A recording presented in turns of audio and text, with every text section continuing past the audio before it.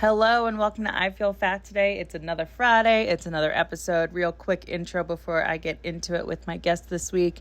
As always, please subscribe on YouTube. I Feel Fat Today.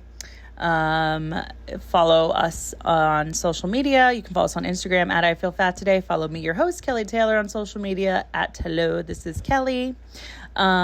Please rate and review on Apple Podcasts. That helps a lot. I got some new reviews this past weekend, so I'm excited about that. And yeah, I gotta go. I can't do my whole thing, but we have a great guest this week. Really awesome.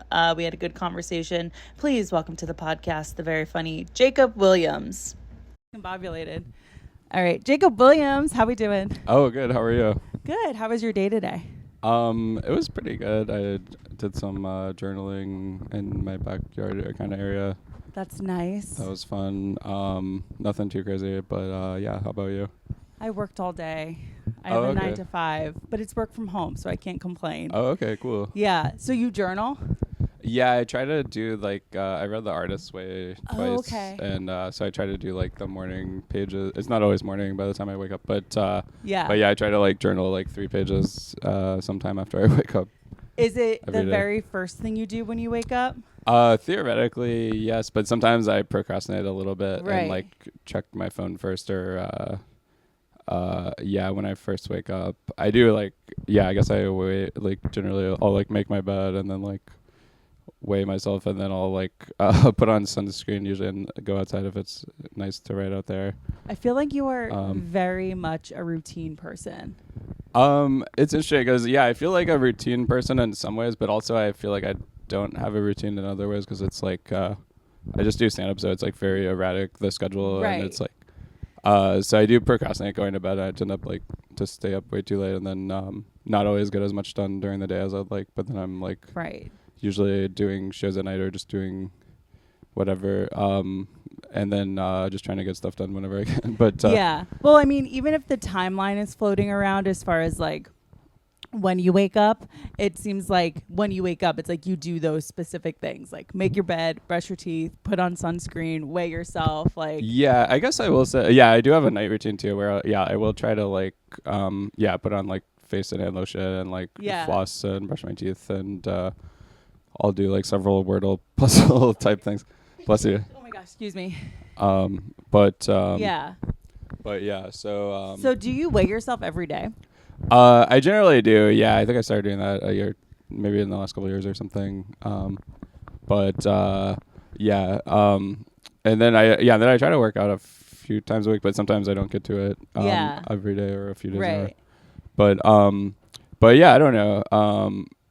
But I have a lot of I feel like I have a lot of vices or time sucks or things where I just waste a lot of time and right. I got way too addicted to poker for a while, so I cut myself off from that over a year ago. Wow. Because I would just it was really fun for a while playing with friends during the pandemic. It was a good way to just catch up with people and it was kind of relaxed. But then I just got too into it. And I was going to these underground games where you need a password and you have to play for at least 2 hours and it's some of the people are really good and it was higher stakes than what I could probably afford.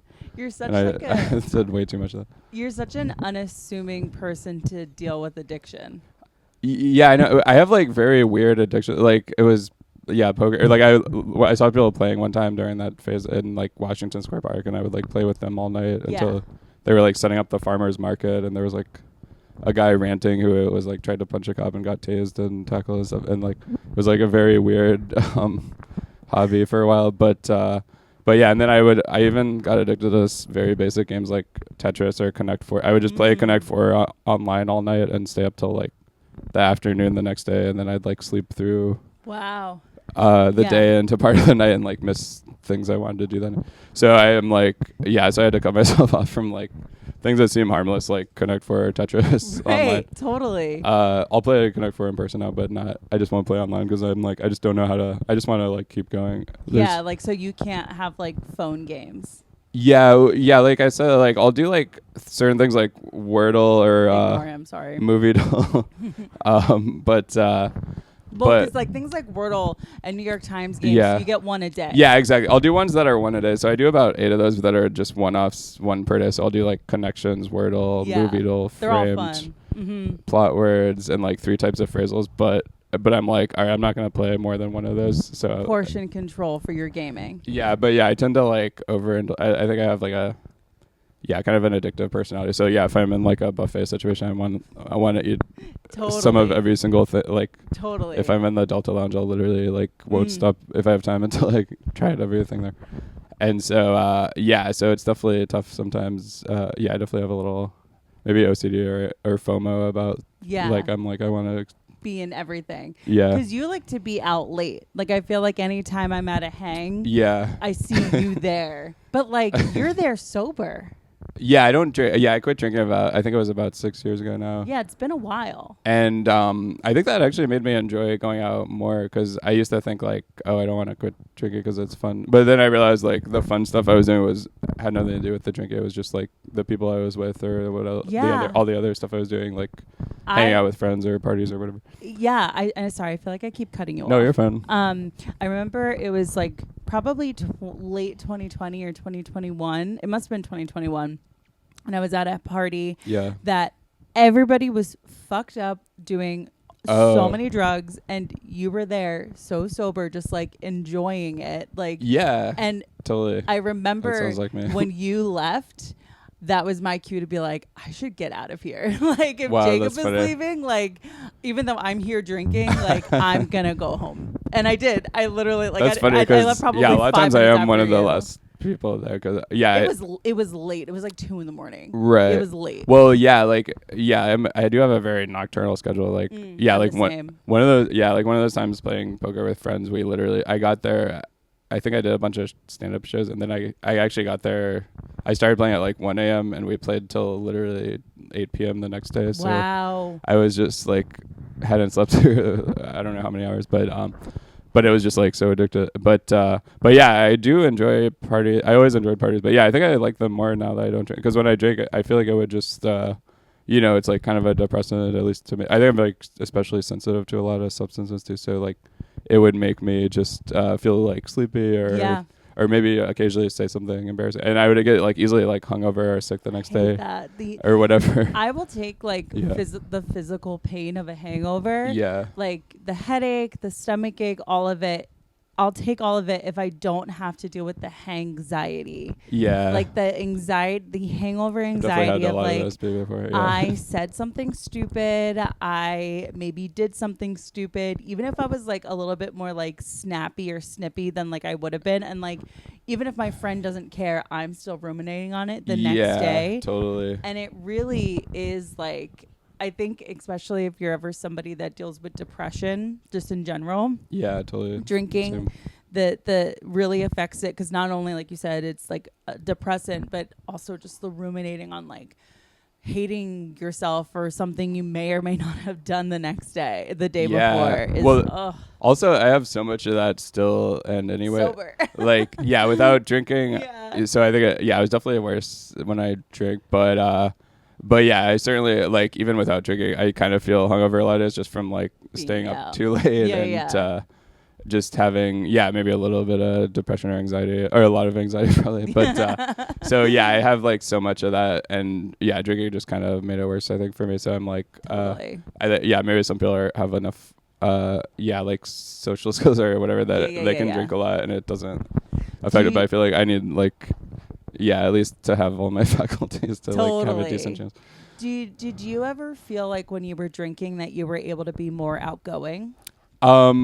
Maybe once. It's funny because a lot of times it didn't necessarily have that effect. Like I would kind of just still be myself, even if I was super drunk. I would just still seem kind of like reserved and quiet, or how I am a lot of times. Like a little bit inward. Yeah, and sometimes, and I feel like the times it did make me a little more outgoing, it was like not in a good way, I think. Yeah, like one time I was super drunk and I remember I was at like the Astoria Beer Garden and I'm pretty sure I like ordered food and I was just really impatient and like someone ordered after and their food came and I was like so drunk I barely remember, but I'm pretty sure I just like took their food instead of my... so something you would and never just like do. Blatantly like stole their food, like not in front of them without which is like horrible. But I mean, people have done way worse, but I hear you. But so I just like I feel like yeah, there were definitely times where I was drinking, or like, yeah, like I said, I'm sure I said like really stupid things that like, because I feel like like hanging out with comedians too. It's like at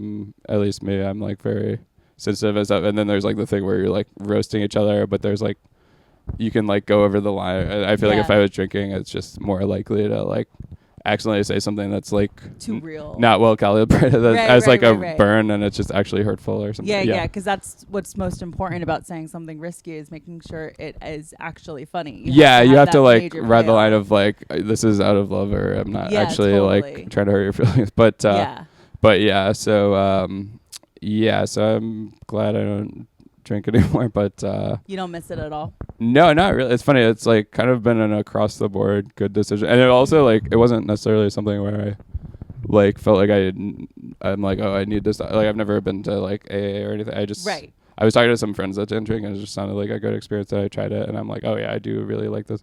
So I am like generally overthinking and anxious and have a lot of indecisiveness about a lot of things, but that's like one decision where it's like 100% good, I guess, because totally across the board. So I'm just like really glad about that. So it's always nice when I can find things like that I'm like, oh, this is like great. And I have plenty of other things I worry about all the time, but but yeah, so it sounds like poker was maybe more difficult to give up than drinking. That was tougher because that was like I had a lot of fun doing it, but then I also had a lot of times where I just got like in over my head, and I would just like keep buying in at like more than I should be spending or could afford. And because it's like then you're like oh, now I have to like win the money back or whatever. The stakes. I mean, I know people that deal with gambling addiction, and they say that losing is like part of what drives the addiction, because it's just like totally that feeling of watching it all go down the drain to maybe win it back. Yeah, because it's like it's like with comedy, there's a lot of like when you start, there's like a lot of like bombing and failure, and at any level of comedy, when you're trying out new stuff or whatever, there's always like a lot of possible failure or probably failure a lot of times. But so it's like but it's with poker it's like that, but then you're also like has a huge financial and time costs that are like kind of taking away from other things. So does drinking have a huge financial and time cost as well, and a health cost at that. Sure. Okay. All right. Yeah. Is there any other, like, I feel like you're not a weed smoker. You're way too in your head. I generally don't smoke weed, but every once in a while because I feel like I don't feel like I get like that addicted to. So very rarely. Rarely. Yeah. Maybe like every 6 months or something, I'll do like a weed edible. Like alone or with people? And a lot of times I'm like alone, like it's pretty rare, but maybe once or twice a year. And it's just kind of random, or like if someone gives me one once in a while. Right, because sometimes that'll happen. It'll just, especially in comedy. Shows. You're just handed a drug. So it's not often, but every once in a while I'll do it, and usually by myself and just watch a movie or walk around or something. But I don't know how I feel about it. I'm like, it's fine. I feel like it's kind of pleasant sometimes, but then I just feel like I don't get anything done on it either. So I try to not do it too often. Do you beat yourself up if you're not getting enough done? Do you feel like you have to be productive? Yeah, I feel that way all the time. I'm trying to, like, my whole last whatever many years now, I've been like trying to be nicer to myself, because I think naturally I tend to still, and especially when I was younger, not as much now, but I naturally tend to like beat myself up a lot. So I've been like trying to change that for a long time, really gradually, of just I can be super kind of like self-critical, and then just like and then it's becomes like kind of paralyzing, where I'm like kind of trying to be perfectionist, but then I end up just like not doing anything because I'm afraid of I literally have a sign right there that says so much to do, I ended up doing nothing. Exactly. That's exactly how I feel. That's awesome. I totally relate. Yeah, for sure. So much to do, I end up doing nothing. I so get that. So you said you mentioned very briefly, like when you were growing up you dealt with that. Are you an only child? Do you have siblings? I'm an only child, so I feel like I had a lot of alone time, and then my parents kind of they both have kind of some, I think, like social skill issues or like anxieties of their own, and like they can be kind of I think they were maybe a little hard on me at times in terms of like right expectations. So that made me just I think kind of hard on myself. You had to yeah, be it was the just like a lot best. of pressure to Yeah. like not. I was like always afraid of disappointing them or letting them down or dropping the ball. Or Yeah, and that's hard when you don't have a sibling to go to be like, Mom's stressing me out about me not winning the science fair or whatever the fuck it is. Absolutely. Yeah. I'm definitely envious of people that have siblings that can relate on like. Yeah.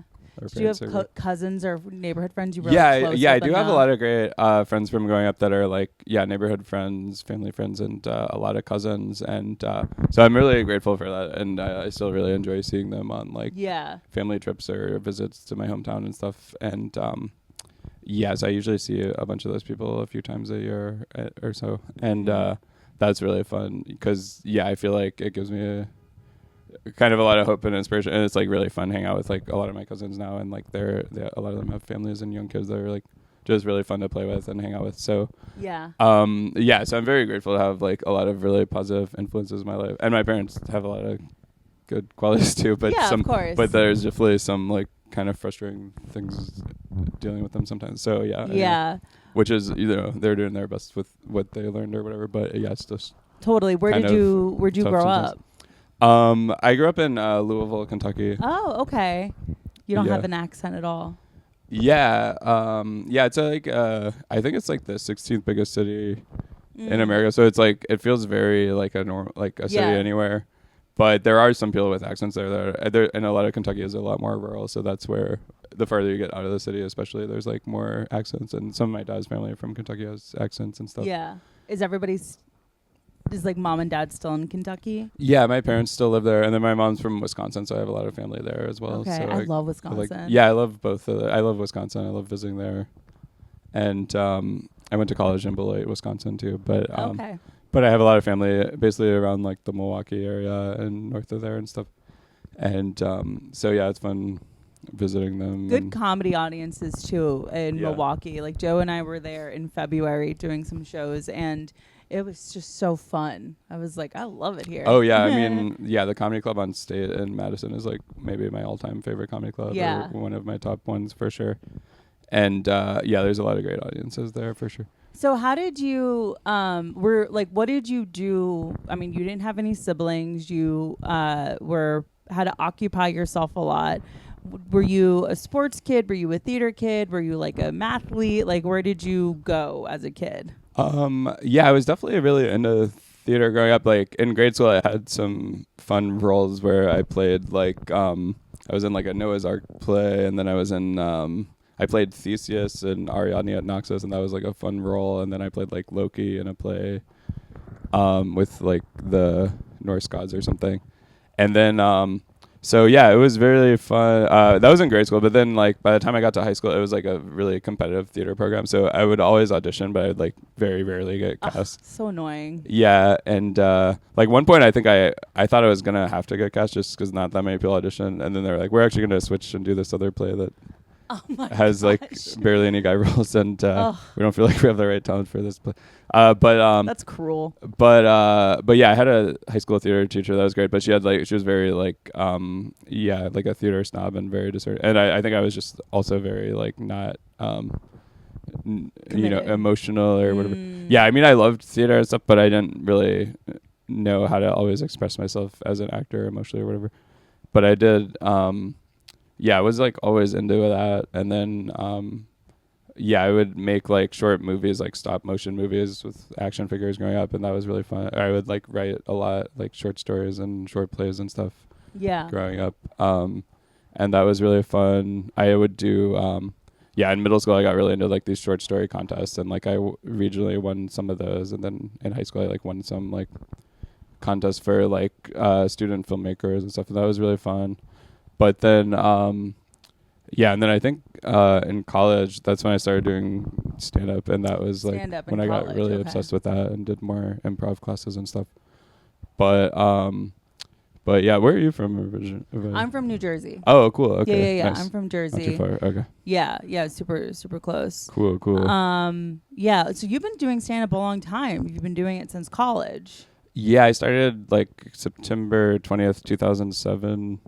So it's been maybe 16 and a half years now. 2007. Yeah, 16 and a half years. That's a really, really good amount of time. You look very young. Oh, thanks. Yeah. I appreciate it. Yeah. I try to wear sunscreen. So I mean, you have that skincare routine morning and evening. He said it. But I played with other voices. But yeah. So interesting. So the reason why I ask about that is because it's, like I have siblings. I grew up with brothers. Cool. That very much yeah. I do think that there is a difference between growing up with siblings and growing up sure. an only child. And friends and cousins are great, and that definitely probably helped form you socially. But having that amount of time alone to occupy yourself as a child probably did have an impact on making you a great writer and ability to win regionally for short stories, but maybe not emote too much when it comes to being in the high school play. Yeah, for sure. No, it was funny because actually when I was in first grade, I was a little more of a class clown for a bit, where I would actually be doing characters in class, and I'd get in trouble a lot. I was always trying to get attention. My friends were watching me leave to get in my car, and I would be doing a routine, a silent movie routine type thing, where I was throwing up my lunchbox and running back and acting like I was. Anyway, but then I think I had a teacher that called me out on it on second grade and wouldn't put up with that. So then I just kind of I think that's when I got more introspective. Dream crusher. She killed your spirit. She muted you. That's when I think it was helpful though. It was it was on the first day. I was we were supposed to get in a circle, and I was doing a bit where I was in the middle of the circle, and then they asked me to move back, and then I'd move way out of the circle. And they were like, no, that's not cool. And then, so then I think they would call me out and stuff. And so then I had to just channel it into more. I think that's when I started. Yeah, writing and socially acceptable. And then I ended up, actually being kind of a quiet and shy kid for a lot of years. I feel like. And so growing up, I thought I guess I'll probably be a behind the scenes, I always thought a writer or director or something like that, because I felt so shy and introverted or whatever.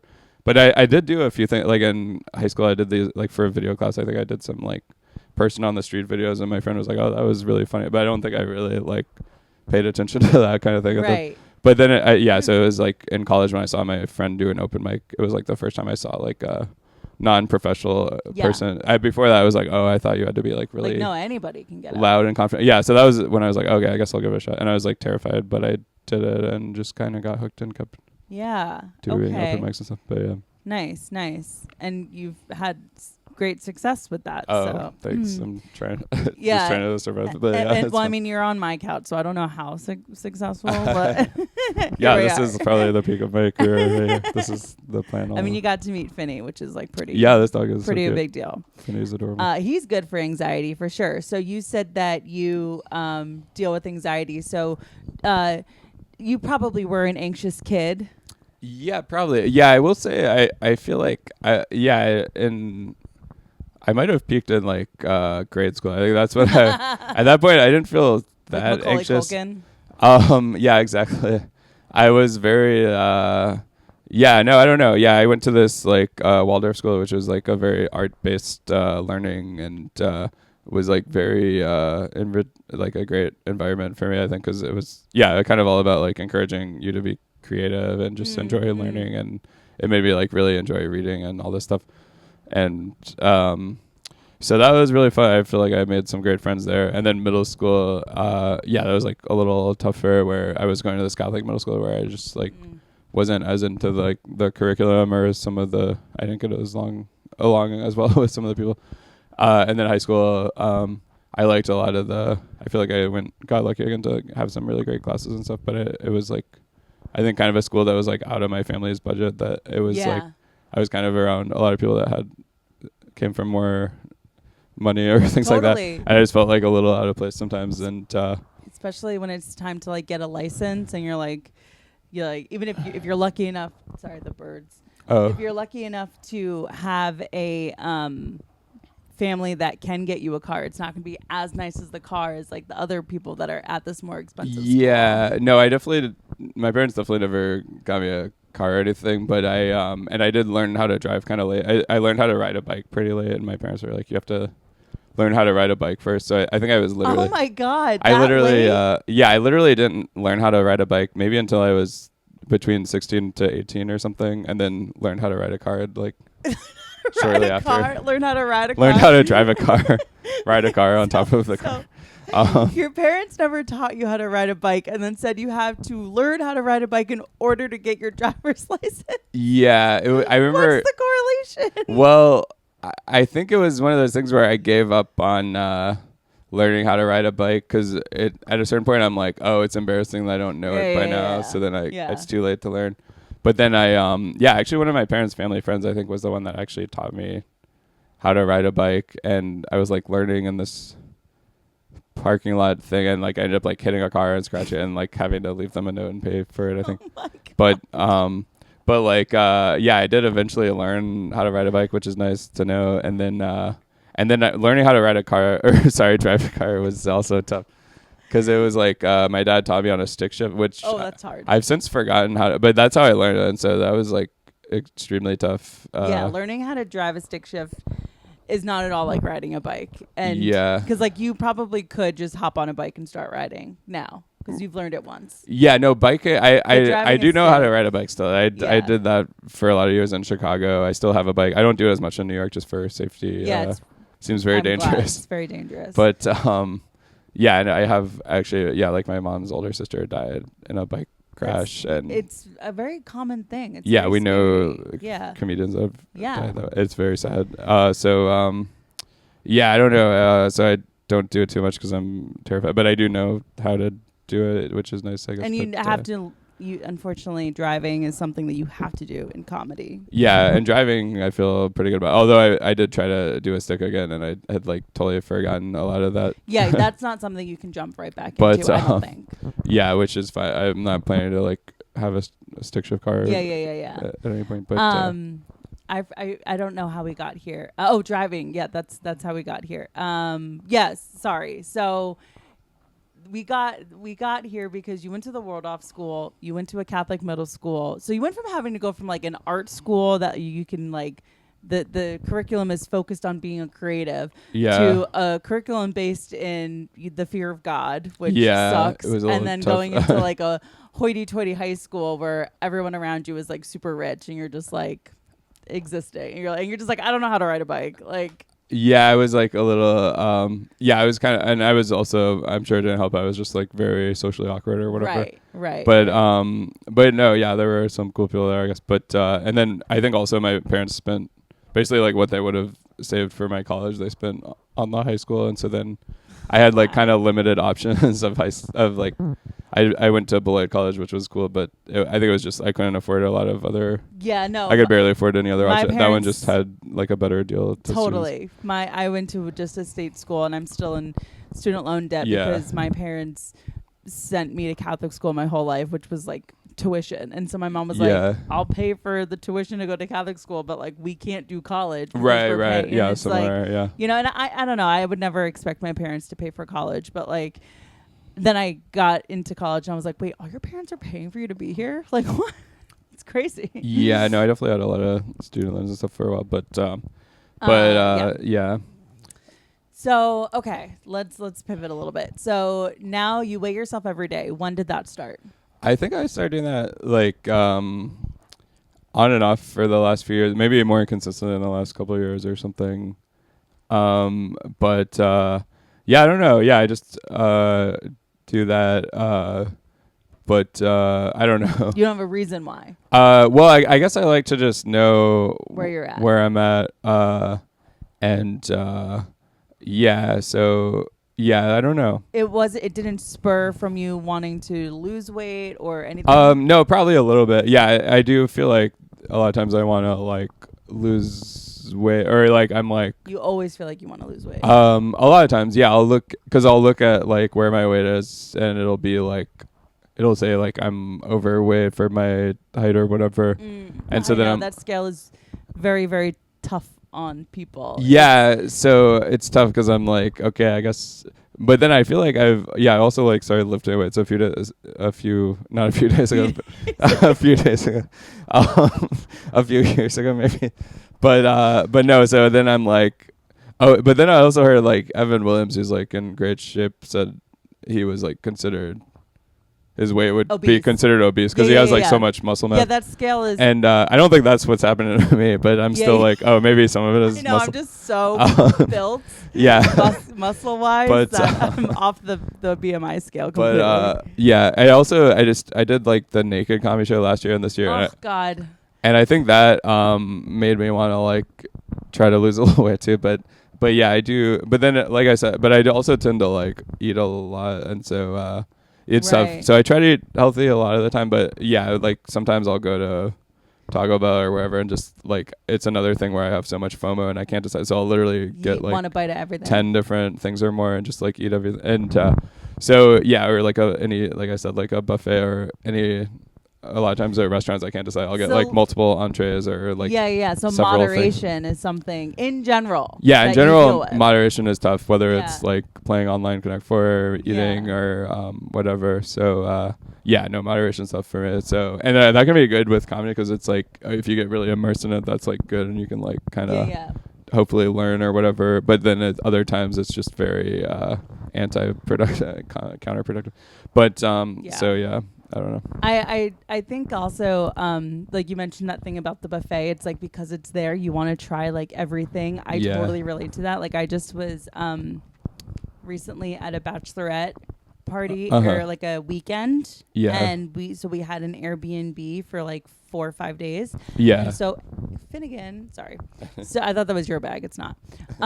So we went to the grocery store and like filled the house up with food, and so like it's the night before we're all leaving and there is just so much food that we just have to leave there, and I was getting so much anxiety I hate wasting about food. Leaving the food and I kept trying to rationalize it like it's okay, even though we got all this extra food, like a lot of it's unopened, so like the owner of this house will like take it for their family or save it for the next Airbnb guest. Like I had to keep rationalizing it because I was so worried it was going to get thrown out, and I was so like upset with I wasn't upset with anybody that bought the food, but I was upset with myself that like there was food in this house that was like going to go to waste. No, I know what you mean. I feel terrible wasting food, and like things like that. I'll like try to eat a lot of it. So I know, but I also don't want to do that because I've been like trying to get into this whole idea of like actually think about if you're hungry that's the way to go for sure. That's hard for me. And it's completely counterintuitive to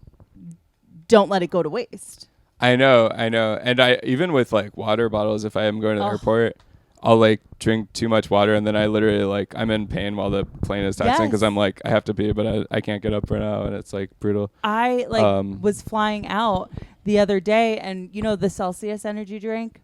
Yeah. We had like 4 or 5 unopened Celsiuses in the fridge, and I had a flight at like 11 a.m. and would I ever want that much caffeine before getting on a flight? Absolutely not. But of course I drank one before heading off to the airport because I was like, I can't let these go to waste. Yeah, I know what you mean. I had one time I did like a show, and then I got like a gallon of water at a thing, and like I didn't want to waste it, so I literally like was gonna go into this other micro show, and I literally like took so long drinking it. I think I missed that, and then it was like even difficult to get home because I had to like stop to pee so much, and I was like, it's like an absurd level of like. Yeah. I also when I did like the show Wild, and they have like so much catering. I bet. Oh my God. I would just be constantly eating, and it was to the point where like one year at the end of the season, the producers bought me like a new set of Tupperware to like take food because I was just like it was like everyone was constantly like, do you have, like, why are you eating so much? Eating like you've never eaten food before. Yeah, and it, like even strangers will comment. I like went to Artichoke Pizza and I got like 3 slices there, which are like enormous. And someone walked by and was like, "Wow, you're really hungry." Like I've had many fuck times. That guy. Okay, I want to eat the. Like I get so much like strangers will notice and mention it, and it's like. Like I'm just trying to eat some pizza. Yeah, so I try to eat healthy, but it's tough. But yeah, every once in a while it definitely goes. I'm like, and then seasonal things are like things like Chip City, where the menu is like, I'm like, oh, it's only available this week, so I'll get the specialty cookie, but then I'll get like 2 other cookies. And yeah, anything like that, I'm like, oh, I got to get it before it goes out of rotation or whatever. I hate seasonal stuff. Like, I get like not all. I hate manufactured seasonal stuff. Like, because I understand like fruits in season a certain amount of time, and whatever, and like eating that kind of stuff outside of season just means you're like filling yourself with GMOs or whatever. But like something like Chip City, where it's all of this is like processed sugar, like I so feel the pressure of like only being able to have the peppermint chocolate cookie like around Christmas time. Right, exactly. And it's like, I just all that pressure. it's crazy. Yeah, if they have a new one when I'm walking by, I have to get it, even though it might not even be good. It's like a blazed pear cookie, and I'm like, this doesn't taste good, but I'm like, I had to know, like I had to just try it. And so that's tough. Or like if I'm visiting a place, I'm like, oh, I won't be able to come back and visit, so I gotta try all these things. Yes. So that could be it's hard for me to and then like you said, I don't want to like waste it, so I'm trying to do the thing of just eating when I'm full, but it's like it's hard for me to not finish everything. So did you ever deal with, because you're not overweight, do you feel like you're overweight?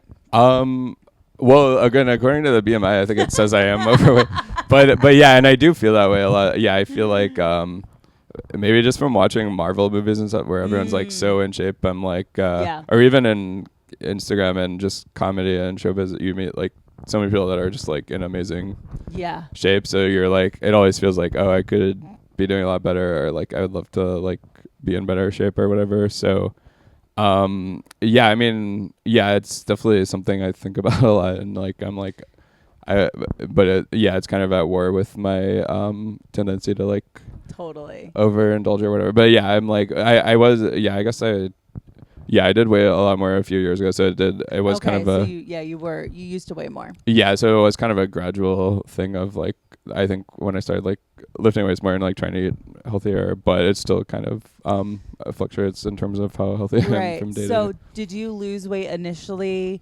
Like, what factors played into you losing weight? Was it lifting weights? Was it not drinking? Like, what happened? Yeah, I think it was a combination. I think I read this book like Eat to Live, and it was all about like kind of the benefits of eating a lot of more natural foods, like fruits and veggies and stuff. And actually I do, when I'm able to do that, I'm pretty happy actually, because I can still kind of, I think the biggest thing is like I do like to eat a lot, but I've found like, when I'm in a mode of eating more salads and stuff, that I can kind of enjoy that too, because I can eat so much of it and still like relatively not that many calories. Yeah, online they call that volume eating, and it's like the idea that like you can eat a lot because like you have a propensity to eat a lot, but like it should be like greens and veggies and fruits and like that kind of stuff. Yeah, so I don't do it all the time, but when I'm in that mode, I feel pretty good, because I'm like I don't feel like I'm missing out on not eating enough, but I still feel like I guess I am getting like nutrients, and it's not right. But again, like it's very inconsistent because I do have a sweet tooth and everything. But I think it was a combination, because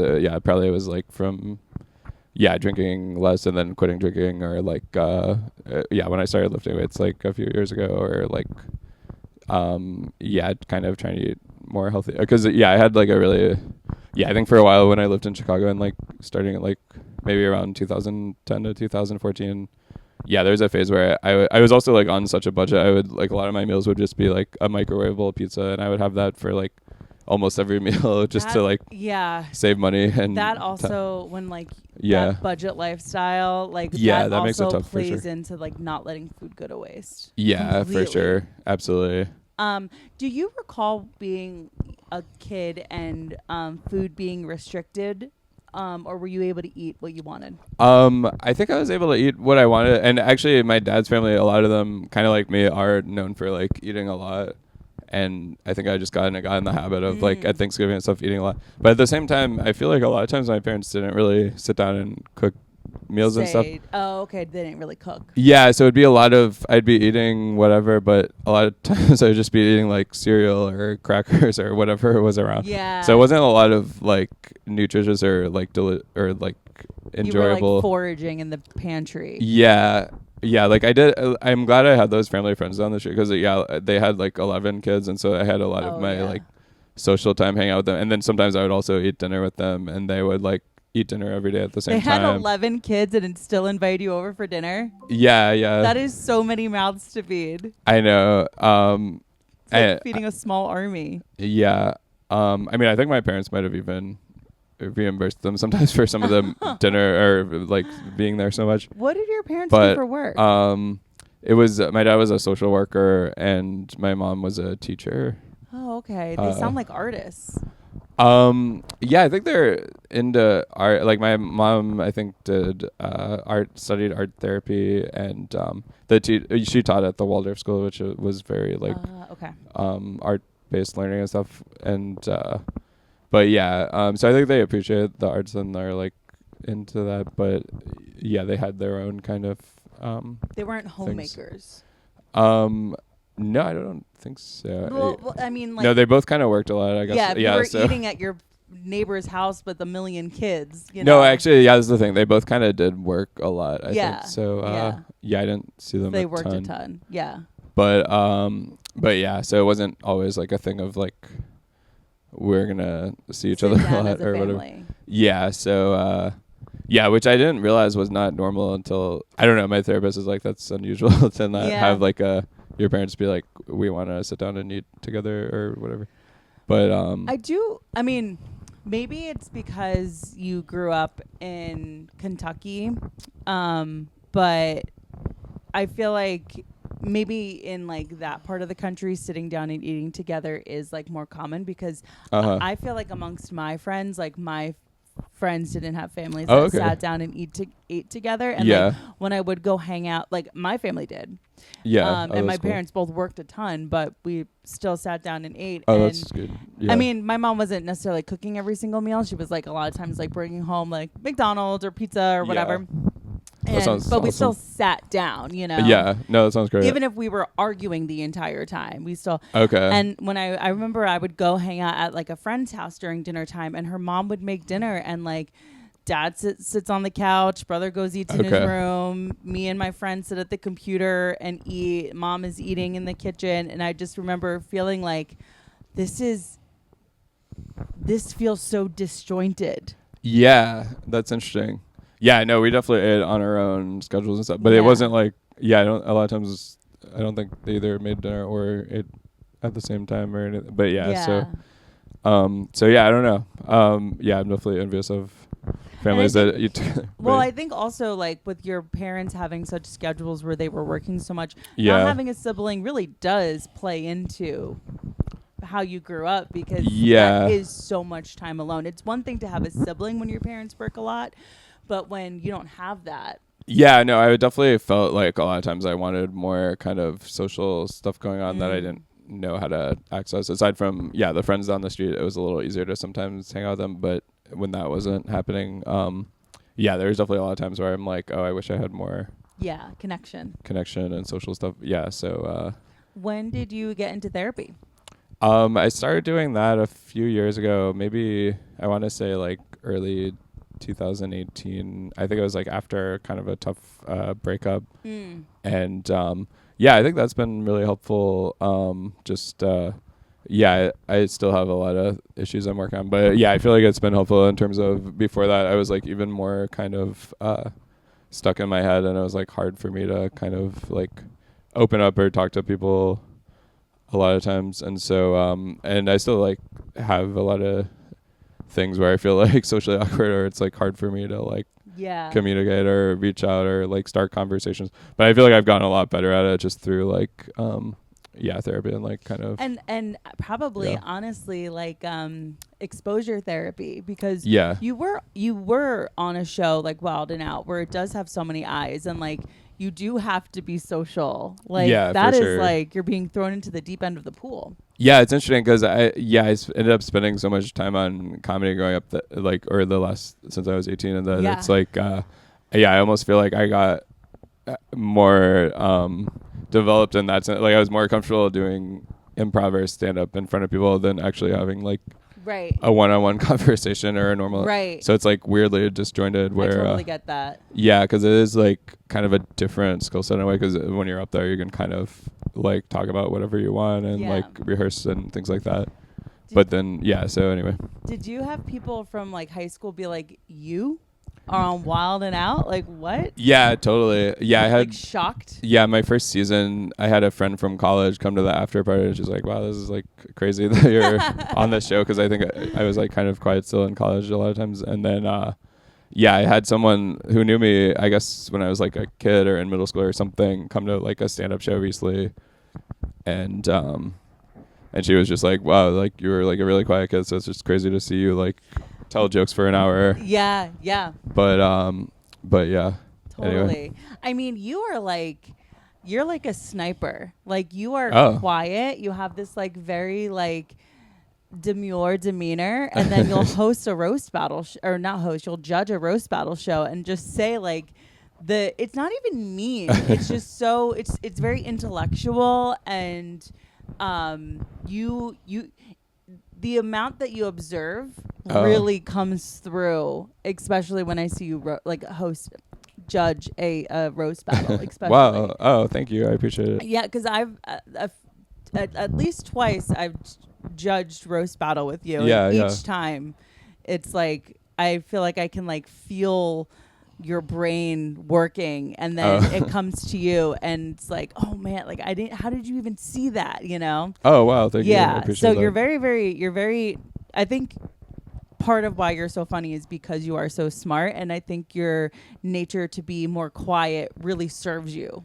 There. Oh, thank you. I don't know you, but that's what I appreciate that. can gather from you. That's very nice. No, it is. I appreciate that. I do try to be observant and stuff. But yeah, I guess the harder thing for me is like sometimes, like I said, like being assertive or expressing myself. So it's really frustrating because I feel like a lot of times I'll make like a bad impression or a bad first impression or whatever, or it's like tough in social settings where I don't know people because like I just kind of get in my head and whatever, and then I feel like a lot of people will see me and just kind of write me off as like, oh, this is like, you know, an awkward person or whatever, and I feel like it's hard for me to like express myself. Like it's fun when it's like, yeah, judging a roast battle or doing stand up or whatever. Yeah. But outside of that, it's like, yeah, I feel like I can. Yeah, I don't really know how to like open up to people right away when I meet them. Totally. It's like much easier to be the fly on the wall rather than somebody. People need to approach you. Yeah, no, that definitely helps. It's definitely easier for me to get to know people when it's someone like introduces us to each other or they talk to me first or something. But yeah, I do. Yeah, a lot of times. Yeah, other times I get like really stuck in my head when I'm like, oh, I don't know many people here. Like I'm not sure how to like introduce myself to people sometimes, or I'm too nervous of like starting a conversation or whatever. That's really hard if you're like in an industry room. You have to be like somebody that like you know is commanding attention, you know. Being that you were, you know, on a show and have been on other, you know, platforms where people are perceiving you, and because everything's on the internet, there's like internet trolls. Like, how do you feel? Like, how do people's negative things that they say towards you about you impact you? Like, no, it definitely does impact me a lot. I'll like get notified when I get YouTube comments, and it's nightmare because I mean some of it's good, but then the stuff that's mean is like none of the good stuff matters. Yeah, it affects you so much more when you hear like the mean thing or whatever. And then also if something, and then you hear more of that if the video does well, or if it like, because then it's getting seen by more people that aren't fans of you, right? And or comedy in general. Yeah, and are just gonna So yeah, no, I'm definitely, I feel like I am probably way too sensitive about that stuff, but I'll definitely get like kind of frustrated if someone says a mean comment online, or if it is. I don't think you're way too sensitive about it. Like, I don't think anybody that is putting themselves out there that is having people say negative things. Because even when someone's trying to be nice, it's like a backhanded compliment. Yeah, there's a lot of and you're like, oh compliments. My God. It's like, oh, for such a freakish looking person, they're so funny. It's like, oh my God, like, why would you say that to me? Yeah. But also it's like, I'm in this thing where I rely on the engagement and I need the engagement. Right. But like the hurtful engagement still hurts so much. At least for me. and also like I think to be a good comedian you have to be receptive to like you're listening to the audience to hear whatever. And so so that's like part of the cost, I guess, is like you're gonna notice the negative things. So and then I think I also tend to like assume a lot of things are worse than they are too. I tend to like when something's more ambiguous and like a social or whatever, I'm like I interpret that as like, oh, this person must hate me because either they didn't text me back or they had like a reaction that wasn't like overly enthusiastic to me or whatever. Even though I'm sure people must have that to me too, because I'm like not very outgoing, like effusive or anything. So I get that you're a spider. You're way more afraid of other people than they are of you. But I'm constantly like, oh no, does this person hate me? Why did this person not follow me back, or why is this whatever? And I get like I overthink all of that stuff so much, and it's the worst. A nightmare. But so are you? What's the deal? Are you single? Are you out here dating? What's happening? I'm single. I'm trying to go on some dates here and there. Just trying to. It seems like tough to meet the right person, but and again a lot of it too is like I guess I'm still kind of shy in a lot of situations. So a lot of times when I am interested in someone, I'm just like too afraid to women have to approach you, talk to them. That's usually how it ends up happening, I guess.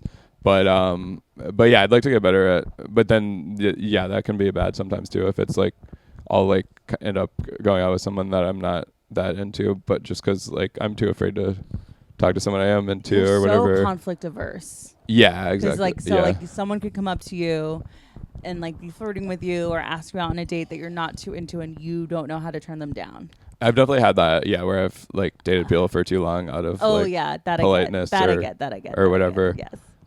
So I try to, and a lot of times I haven't been going on as many dates too, because I'm trying not to do that and just wait for people I'm excited to meet. But it's tough. I'm like, haven't quite figured that out. And then I think, and then I think I can be kind of picky too. So it's like tough because I'm like, picky, but then I'm also not like talking to the people I'm interested in a lot of times or whatever. So, and then it does definitely hurt my feelings too when the times I do talk to someone and they're not into me and I get rejected. I'm like, I guess it's normal obviously, but I'm like, oh man, I suck or whatever. You're but like, I'm the worst person ever. Yeah. I'm so unlovable. Totally. Do women message you and approach you after shows? Sometimes. Yeah. So that. I want to be a man in comedy. That's not a knock against you. Just that women don't get approached after. Oh, really? Mm-mm. Oh, that's weird. I would think, but in general, I would think like women would get approached pretty often in general, though, like whether in or out of general. But no one is I haven't come across a man who has like seen me do stand up. Or even any of my girlfriends that do stand up, and like someone DM'd them like, you were pretty funny, like flirting wise. Oh, interesting. Yeah, that's very strange. Yeah, that's bizarre.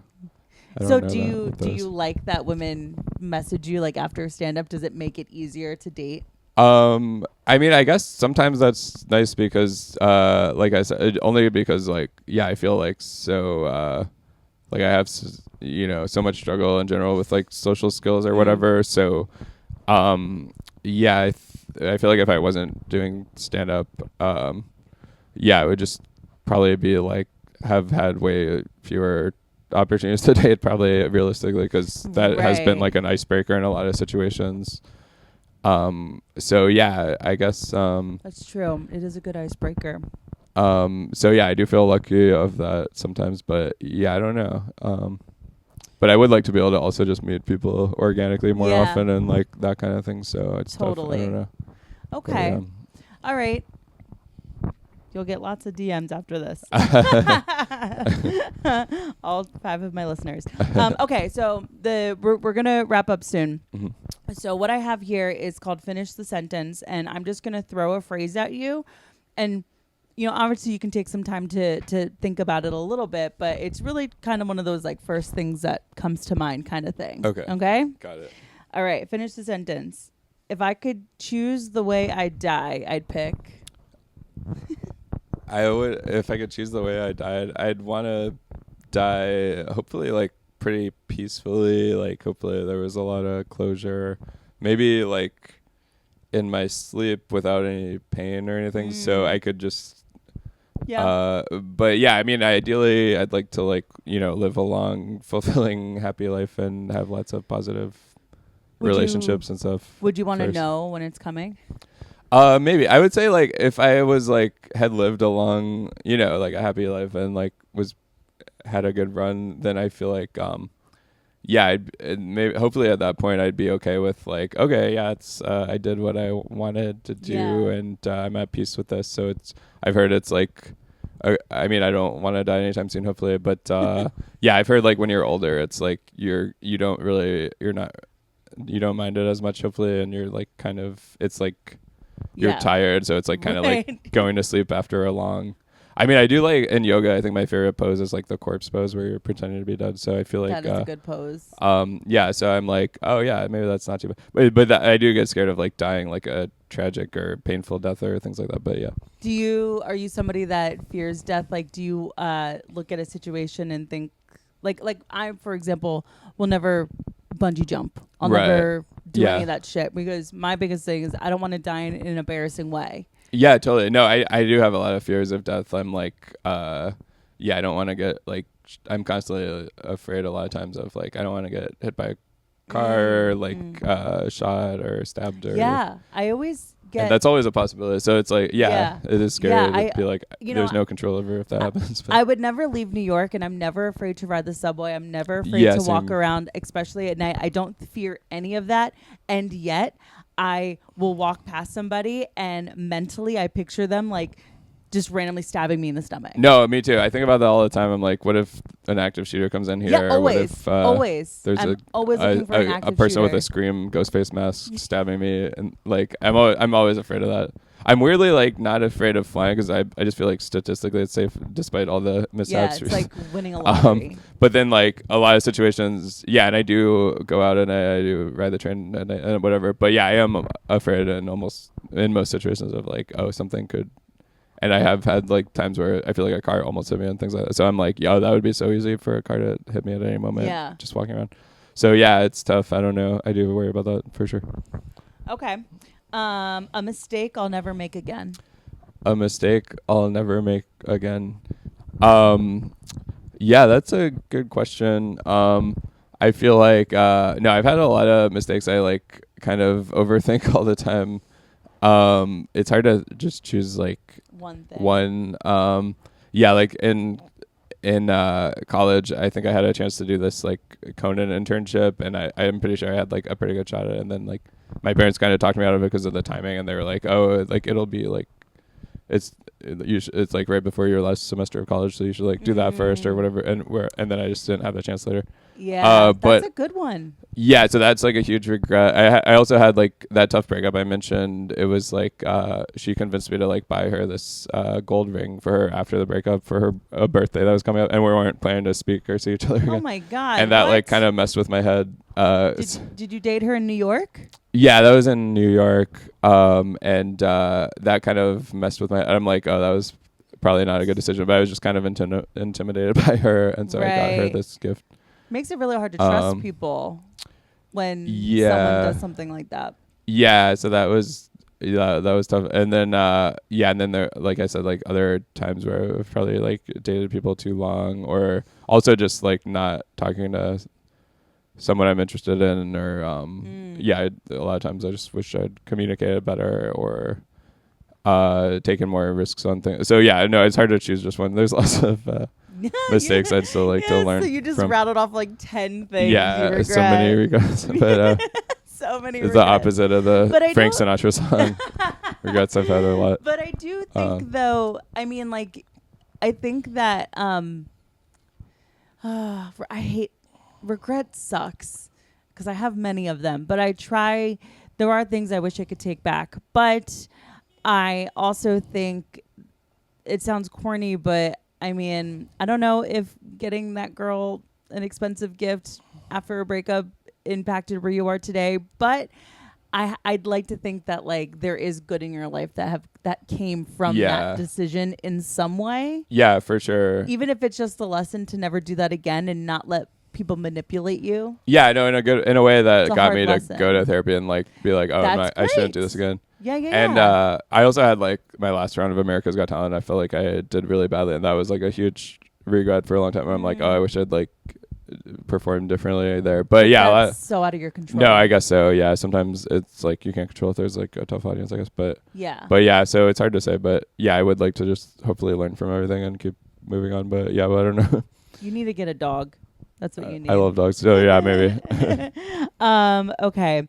Well, one of these ones is you don't have to answer it, but it's something I'd like to change about the way I deal with conflict is something I'd like to change about the way I deal with conflict. And it seems like you're not very good at dealing with conflict. Absolutely. Yeah, no, there's a lot I'd like to change about how I deal with conflict. I feel like, I'm way too afraid of conflict. And so I end up kind of probably not standing up for myself as much as I should, and like kind of missing out on a lot of opportunities and so yeah, I would like to get better at just being open to conflict and like being willing to risk it when there's like something I'm passionate about, because I feel like I've kind of missed out on a lot of stuff by not doing that. And that was another thing therapy helped with, because there was like a roommate at the time who would like do things that would bother me, and I was like, I would just kind of it would bother me, but I didn't, it would fester, and like I didn't know how to express it. So then it was kind of scary when I started confronting it, but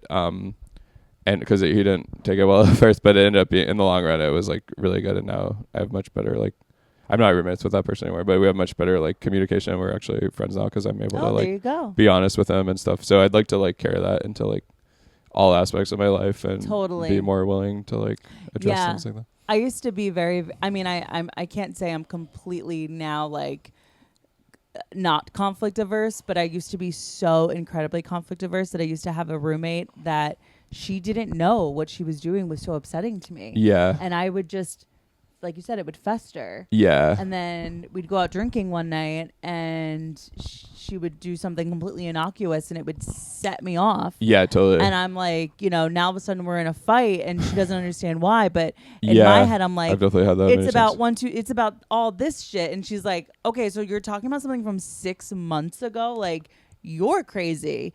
And then in therapy, I learned like, oh yeah, well, if I just kind of handle it head on, it won't build up. Yeah, I've had so many things like that. And I'm going to avoid more conflict. Absolutely. By just dealing with the conflict in front of me. But it's still hard. It's hard not to let things fester. Yeah, I've definitely had that, like when even like someone's like singing has bothered me the way they say, or like things like that. Or like, but yeah, that roommate at the time, I think it was like, I had a date coming over and I like asked if he could do the dishes and he hadn't. And then later I was like, oh yeah, do you mind doing that or whatever? And then later he called me. I was like really mad because I left like hair on the sink when I shit. And I'm like, okay, I'll fix it when I get home. But he was just like kind of, I think he was upset because he felt like I was picking on him for this other stuff. So he was different. And he was like yelling at me when we hung out. So I was like, came home thinking like, oh, I might have to like fight someone or whatever. Oh, God. But luckily he was like cooled down by that. And like now we get along a lot better. But Good. I mean, not everyone can be not everyone, you're not supposed to live with all your friends. Yeah. Okay, last one. If I could tell something to my younger self, I would say. If I could tell something to my younger self, I would say, could talk to little Jacob, who's alone because you don't have any siblings. What would you say to him? It's a good question.